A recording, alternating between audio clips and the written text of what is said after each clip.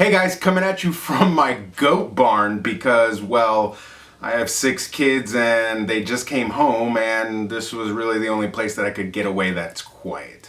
Thanks for joining us for this video. Today we're going to be talking about why you will never invest your money.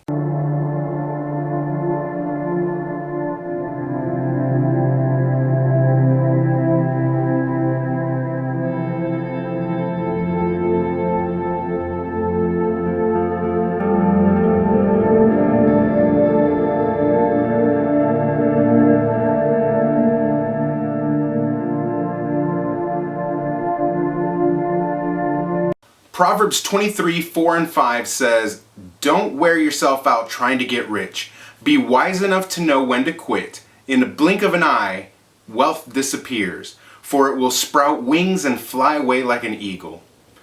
What are we supposed to do with that in the Bible? When we have other verses that talk about being faithful with a little and you'll be made master over much, or not being lazy and you will get rich. So what is this saying? Don't work hard? Don't accumulate wealth? Should I even bother to fix my finances? What's the point? Is trying to be wealthy a waste of time? So in the context, I read this as a pursuit of wealth, meaning keeping up with the Joneses, for instance, or having wealth be the only goal that you have. Getting rich is the end-all be-all goal for you. The truth is, becoming wealthy is a result of your faithfulness.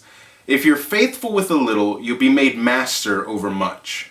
There's a lie that we tell ourselves that when we make more money, then I will do this. When I make more money, then I'll be happy. If only I made more money, then I could give to charity more often. The truth is, the more money you make, the more you adjust for your lifestyle inflation. For more information on that, I'm going to leave a link to Marco at Whiteboard Finance. He has a great breakdown on why living paycheck to paycheck is not the way to live. So how do I know this? Well, because I was living that life. I was living off of 100% of our income, and most of the time we would drain the checking account and have very little left over to do anything. We were just paying bills and waiting for the next paycheck. Paying bills, waiting for the next paycheck. Today I want to give you a breakdown of a system that was taught to me. It's nothing proprietary, so by giving this information, I'm not breaking any rules, but if you are interested in more information about this lifestyle, it's called the True Wealth Formula by Hans Johnson.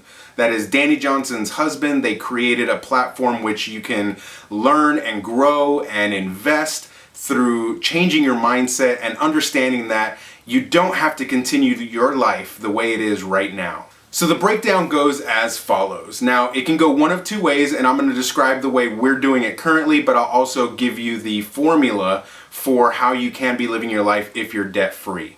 So, if you're in debt, whatever your debts might be, your mortgage, a car payment, a storage building for your goats, you have a way to pay that off very quickly. Now, the method is called a couple of different things, whether you call it debt snowball or debt avalanche. That's completely contingent on where you're getting this formula. So the way it breaks down is we live off 70% of my income. 70% of my income goes to paying our daily expenses, our monthly bills, lights, gas, all of that. Everything is lumped into that 70%. Now, I literally have a separate bank account that I have a check card or a debit card that I use for those purchases or for those expenses. Now, the reason why you want to have a separate bank account is because you want to be able to track all of those expenses. So each month you can actually print out your monthly invoices or use something like Mint to see where all of your expenses are going. Then you have the option of going through and printing those out or looking them over each month and saying this was a wise decision or this was a foolish decision. The next breakdown goes to 10%. So 10% of your income should be going to some sort of charitable cause or causes or organization. I personally like to give 10% of my income to a variety of different organizations, but one specifically called King's Ransom Foundation. If you want more information about that, I'm going to leave a link in the description below. So 10% of your income going to charity, for helping others, however you choose to use that, it should be used for something other than yourself. It's never something that you should dip into to help yourself, but it should be used to help others. Now again, this is a completely separate checking account that you can use for automated payments through different payment platforms like Compassion International. You can make your monthly recurring payments that way. The next 10% is absolutely important, and that is your debt account. If you are in debt, you need to be saving aside 10% of your income into a separate checking account that can be used to accelerate your debt payments. So again, 70% of your income is going to all of these payments. Your mortgage, your car payment, your storage building for your goats. Then you take that other 10% and you add an additional payment. So let's say you have a car payment that's $400 a month. You make that $400 payment from your 70% living expenses account. Whatever you have in your 10% account, you apply an additional payment to your debt. The next 10% is for saving and or investing.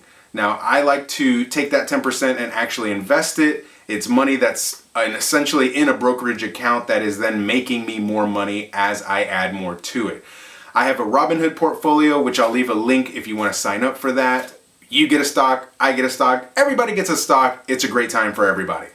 I also have a portfolio that I invested a lot more into on TD Ameritrade. That is a portfolio that is recommended by Hans Johnson. Again, I'll leave a link in the description if you want more information on the True Wealth formula. So that 10% that's going into your savings or investing account, that should be used as often as you can to invest into new stocks. I prefer dividend paying stocks. That way my money is making money for me as I sleep. If you're interested in know about our portfolio on Robinhood, leave a comment down below and I will go over that portfolio. It's a very modest account. It's nowhere near Graham Stevens' account or Andre or any of the other dividend investing YouTube channels that you might follow. It is a very modest account, but we are growing it and we want to get it to the point where it is like that. But I'm taking you on the journey through this channel about modest portfolio growth where you don't have $100,000 dumping into there every single week. That gives you 70% of your income, 10% of your income going into a charitable account, 10% going into your debt payoff, and 10% going on for a savings and investing account. Now those are 4 literal separate checking accounts that you have set up so that you can track and monitor your money. Keep this in mind. Money wants to go somewhere. So if you direct it where to go, it has no choice but to do what you want it to do.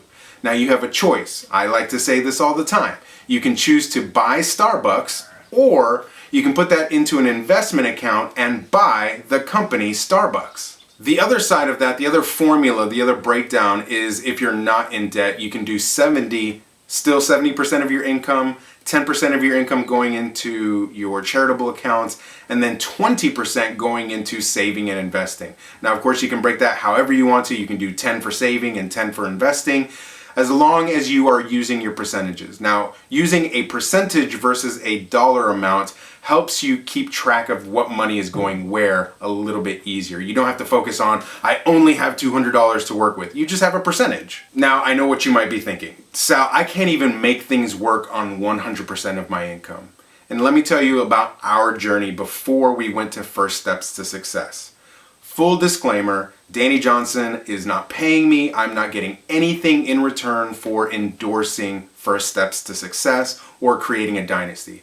But if you're interested in it, I'm going to leave links in the description below. First Steps to Success was the thing that changed our lives. Dani Johnson and Hans Johnson have put together a program that helps you change your mindset to get out of the way of thinking where you are right now.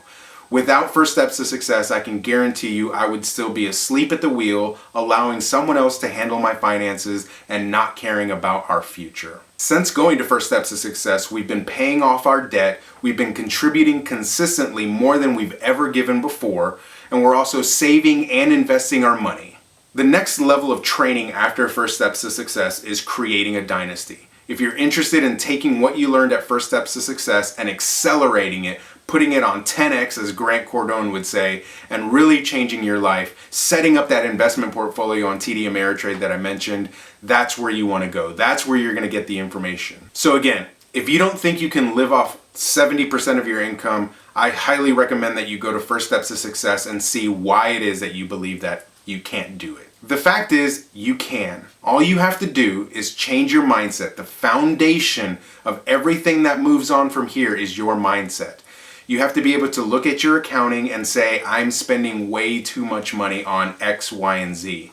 For us, the very first thing that we cut out was Netflix, Hulu, Spotify, YouTube Premium, Dropbox, all of these premium services that we didn't need. We just cut them out. That was a savings of $50 a month. For some people, that doesn't sound like a lot. For a lot of people, you could do a lot with $50 extra. Hey guys, thank you so much for joining us again. I'm gonna try to be as consistent as possible. Please leave us a thumbs up and a comment if you're enjoying videos like this. I wanna keep doing this. It's an accountability for me that I can come back every single week and share our journey to getting out of debt and into wealth. Thanks again for joining us. Please hit that like button. There's a freaking huge fly. Oh, whatever that is.